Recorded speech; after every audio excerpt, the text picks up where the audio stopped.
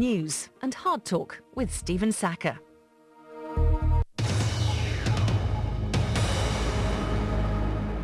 When it comes to improving the lives of the world's poorest people, what really works? My guest today, Sir Fazle Hasan Abed, has spent much of his life trying to answer that question, and in the process he's created arguably the world's biggest development organization, known by its initials, BRAC.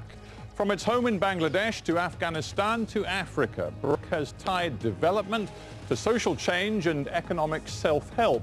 The ambition is huge. Do the achievements match it?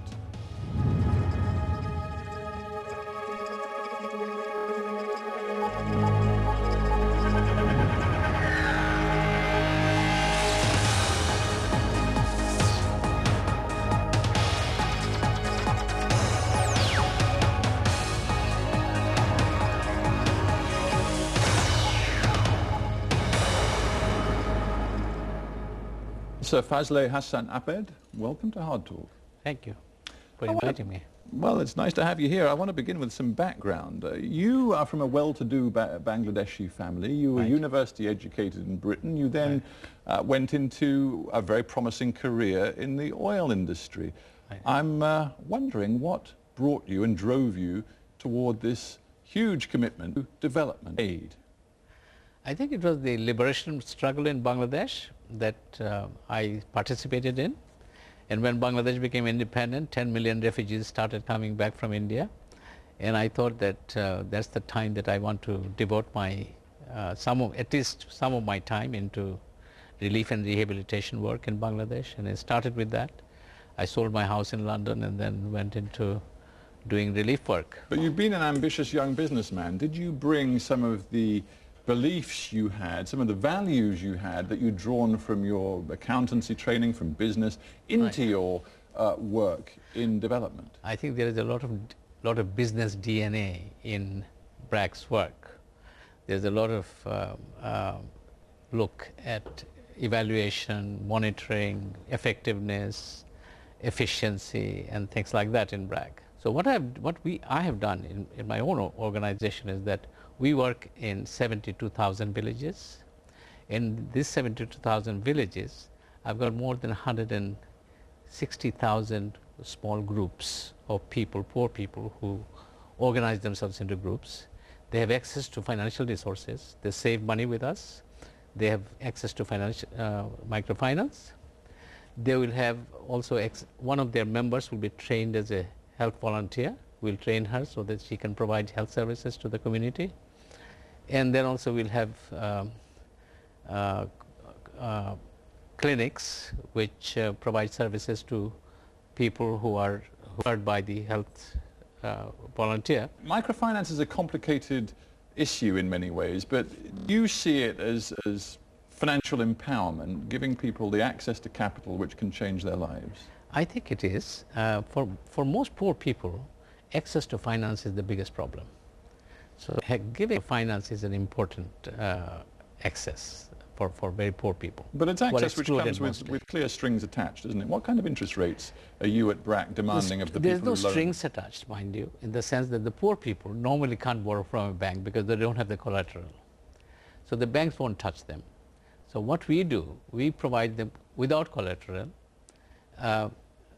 money that they need to get on with the small business. Sure, but they have to sign a 1 or a 2 year commitment to pay back the loan with interest. No, there's no commitment as such. All we do is that, let's say that we give a loan for a year to a person. We know that a poor person finds it very difficult to pay you back the entire principal and interest at the end of the year. So what we do, we make it easy for them, collect weekly from his home. We go to his village or her village, collect weekly in small installments so that poor people can find it easy to repay the loan.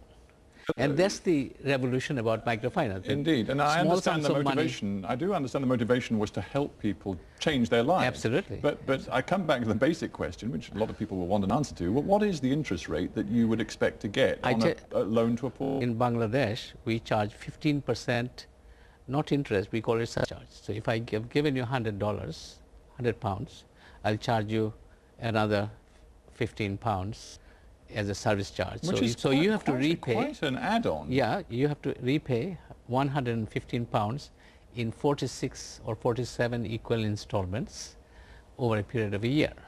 So it may be, but the cost is quite high in microfinance in the sense that you are not just giving the money and then sitting down as a banker and collect the money later on.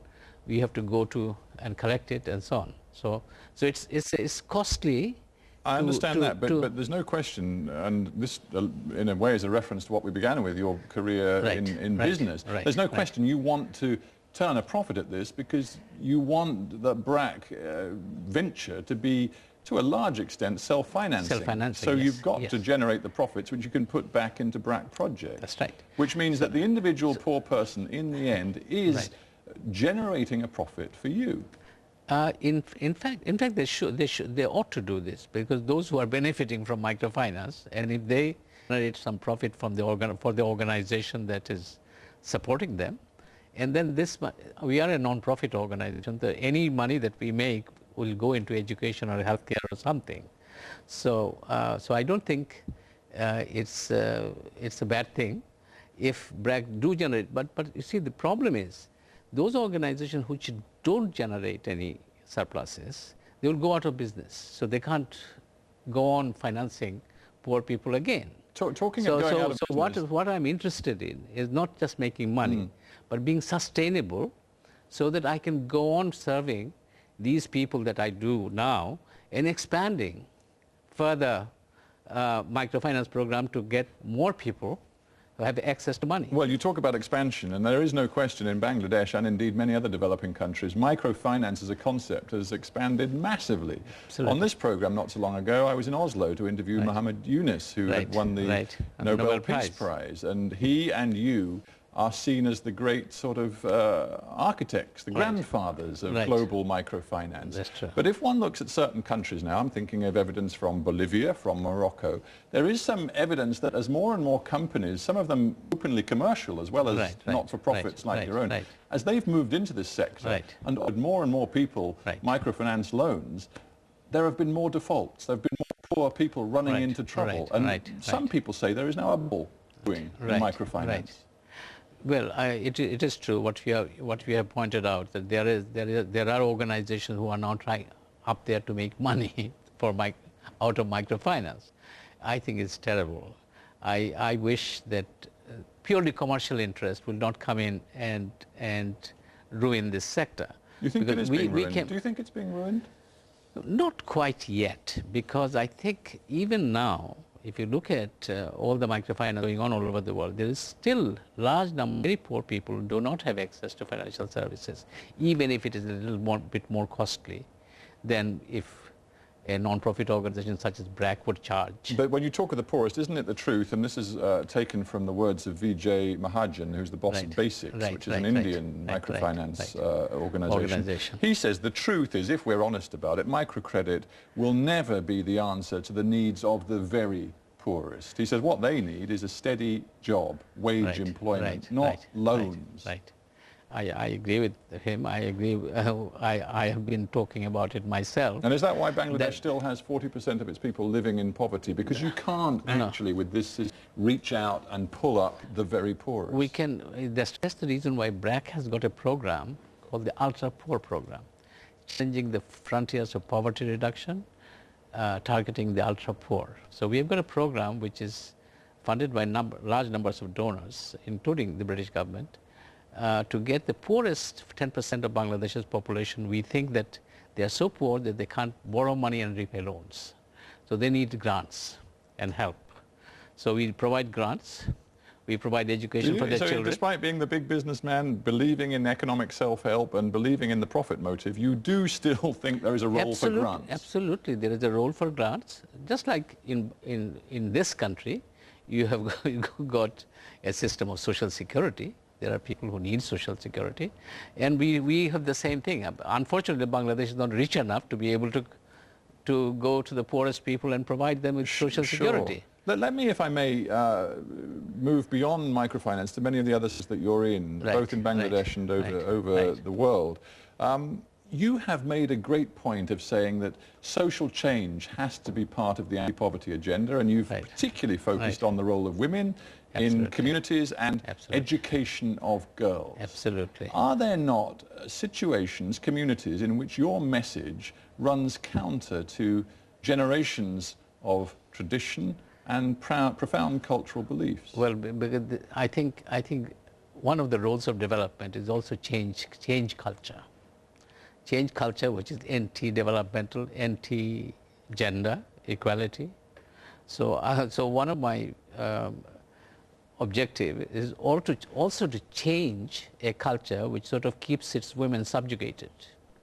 So I don't really believe that everywhere you go you need to just sort of respect the culture of that country. But the culture is anti-developmental, anti-equal or unequal, then you try and change it. So it's part of development. To take an instance, Afghanistan is an area where you're putting resources now. You've got a significant number of projects in Afghanistan. Right. When your workers go into Afghanistan, and I dare say not all of them, many of them are Bangladeshi, but not all of them. No. Do you find it difficult for your staff to go into some of the villages and explain that the cultural attitudes and traditions some people have in Afghanistan are simply unacceptable? Do you know what we have done in Afghanistan? Most of our workers are, they can go to women. All our microfinance clients are women. We want them to come up gradually and become powerful in their own house so that they can they change the cultural pattern in Afghanistan. Does it make a difference that, to be very blunt about it, the staff you're employing and working with are brown, not white, not Caucasian, and that, you know, the traditional image that one sometimes has of Western-backed aid agencies with the big white SUV vehicles and the security in tow is not necessarily the way you do things? Does that make a difference? We don't have that. It does make a difference. We are much more cost effective. We can go to the remotest villages, and we work in throughout all the provinces of Afghanistan. We are not just in Kabul. So we've got 3,900 staff, with 280 going from Bangladesh, and the rest of them are Afghans. Let me ask you this. Do you think there is, if I can generalize massively, a southern approach to poverty alleviation and development is fundamentally different from the attitudes and the mindset that comes from the rich world, the Western developed world? I wouldn't say that we are totally different in our thinking or our ideas haven't gone global.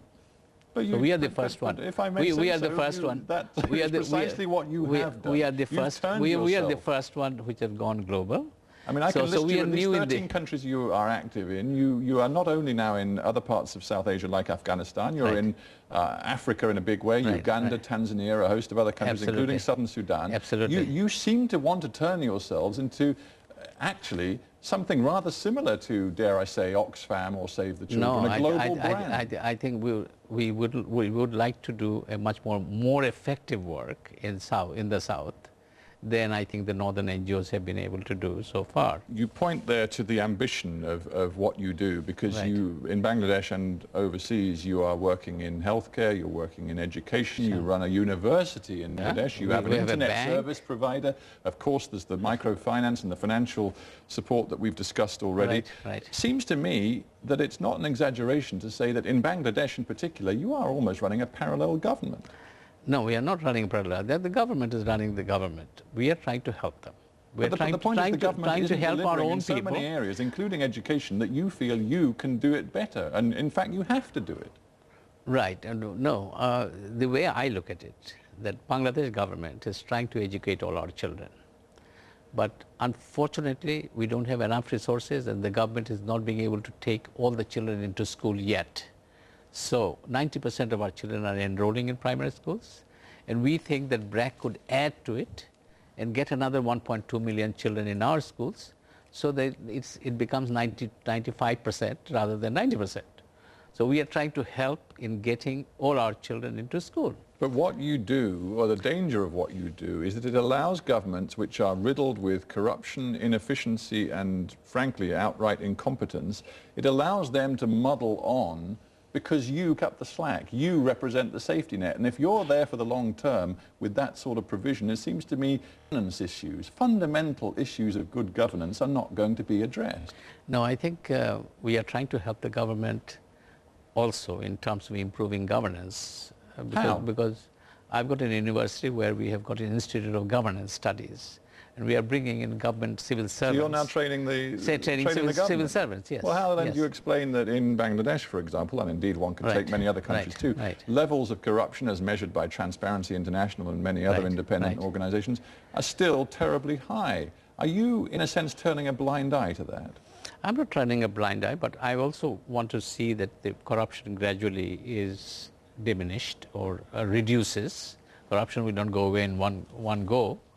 But I hope that ultimately we will train enough good civil servants, we'll train or provide... So Fazle, as you say this, I mean, and it is extraordinarily interesting what you're saying, and you sit there, you're talking about the big ambitions you have for Bangladesh and other poor countries. No, absolutely. I'm just wondering, who are you accountable to? Elected by anybody? Isn't there a real danger here that you're becoming more powerful than Bangladesh's elected officials? I'm not becoming any... I don't have any power at all, in the sense that the power doesn't exist. Enormous amount of power. Who are you kidding? I don't have any powers of coercion about anybody. Government has. No, but you can deliver because, frankly, you run an efficient organization which is well-resourced, partly for the reasons we've already discussed, and you can deliver in ways which the government, it seems, sometimes, indeed quite frequently, cannot. Which is a wonderful situation to be in, to be able to deliver things which is needed in our society. It isn't necessarily wonderful for the Bangladeshi people in the sense that they can't boot you out if they suddenly think that actually your approach to education or to women's empowerment or to microfinance is actually misguided and wrong and unhealthy. One example for you. A lot of Bangladeshi farmers don't like the way you're pushing hybrid seeds. Bangladeshi farmer doesn't like that. Many Bangladeshi farmers have been protesting about it. Bangladeshi farmers are looking forward to getting hybrid seeds because they can't get enough. Well, you may say that, but there are farmers groups. Farida Akhtar works for one of the activist organizations who says, and I'm quoting, the total agricultural system is under threat because of your pushing of hybrid seeds. No, hybrid seed has nothing to do with it is not. I think some people forget it, that hybrid and high-yielding varieties and GMO things are quite different. Hybrid seeds is no problems at all, and our government is trying to also promote hybrid seeds in rice, because hybrid seeds can give you... Well, there are certain seeds you've been pushing, or you tell me you're not aware of any protest of all farmers. I'm aware of protests, but the Naya Krishi Farmers Group has issued a host of statements and organized protests amongst farmers because they do not want to use the rice seeds that you say they ought to be using. Which is one group which doesn't want to use hybrid seeds. I mean, you will have many groups which doesn't want to use hybrid seeds. Nobody is forcing them to do that. No, but you see my point about accountability. Farmers are saying, here we are, BRAC, very important player in Bangladesh, is offering us microfinance, but they're only offering us money, some of them allege, if we use the seeds that they are pushing. Not at all. Our seed business is quite different. It doesn't have to be our borrowers. It is just a market. And we are one of the biggest seed producers in Bangladesh, not only in rice, but also all the vegetable seeds and so on, because we feel that to increase productivity in Bangladesh, we need to have high-quality seeds. Before we end, I want to have a big thought with you, and that is that everything we've discussed about outside assistance, development aid, coming into countries which are very fundamentally challenged and poor, is actually in some ways counterproductive. Now, I'm sure you'll be aware of writers like Dambisa Moyo, author of a book called Dead Aid, who say, and this is her words, not mine, that so many aid interventions are merely band-aid solutions that do nothing to lift Africa out of the mire, leaving the continent alive but half drowning, unable to climb out on its own. What's your response to that? I agree totally, because Dambisa thought that the kind of program that we do is the right kind of programs. Because this is where people needs to be organized. They need to come out of their own poverty. So you provide them a little help with financial services, with healthcare and so on, and they ultimately poverty has to be removed, but removed surely by the poor message, people themselves. sure, I don't want to speak for her, but surely Dambisa Moyo's message is that in the end this has to come from within communities and societies, not from outside. Absolutely. And you in Africa, for example, Right, are fundamentally right, an right. outsider. Yes, well, outsider. You may not be white Caucasian, but you're just as much an outsider as all those quote-unquote lords of poverty who've been delivering aid and assistance from the rich Western world for decades. Absolutely. So we are an outsider, but we are trying to get people to change, to bring their change in their own way in the country, and we only try to create the enabling condition for them to do it. Paul Kagame, who's been on this program a couple of times talking about aid in Africa, he said the cycle of aid and poverty is durable, and as long as poor nations are focused on receiving aid, they will not work themselves to improve their own economies. It comes back to this idea of encouraging, albeit unintentionally, dependency. Do you worry about that? Yes, I think if you're dependent, then of course I do worry about it, and I would worry about it for Africa and for Bangladesh too. But what we do is not to create dependency, but to be self-reliant. That's what we help people to do, to become self-reliant. Are you an optimist? Very much. How can you be in development without being an optimist? Well, you could flip that around and say, how could you be in development and be aware of so many of the problems and the deep ingrained poverty in the world without being something of a pessimist? I say no. If you're a pessimist, then you would not be even in this business of development. You see, Muhammad Yunus, I wonder sometimes whether the optimism is well-founded. Muhammad Yunus, who obviously you know well and in some ways work alongside. I don't know if you regard him as a rival in any way. No, I don't. No. Muhammad Yunus said, he said, we can create a poverty-free world, a world rather, where people will have to go to museums to see what poverty was like. Do you believe that? Well, I think he was trying to be a little, this is colorful phrases. Yeah, but it's an important idea. You know, if you continue your work, if more and more resources are invested in your organization and others like yours, which are encouraging self-help. I would say that I'm not as optimistic as Professor Yunus, but I would say that it'll probably not be that easy to get people out of completely poverty out of the world altogether. It'll take time and it'll take resources to get people out of poverty. And would you say the key to it is involving people in their own development? Is bringing those communities and the talents within them to the fore, rather than, as is sometimes the obsession in the West, talking about what percentage of GDP each rich Western nation provides to the international aid budget. Is that not really the heart of the matter? Yes, GDP is also needed in the sense that I think there is a compact.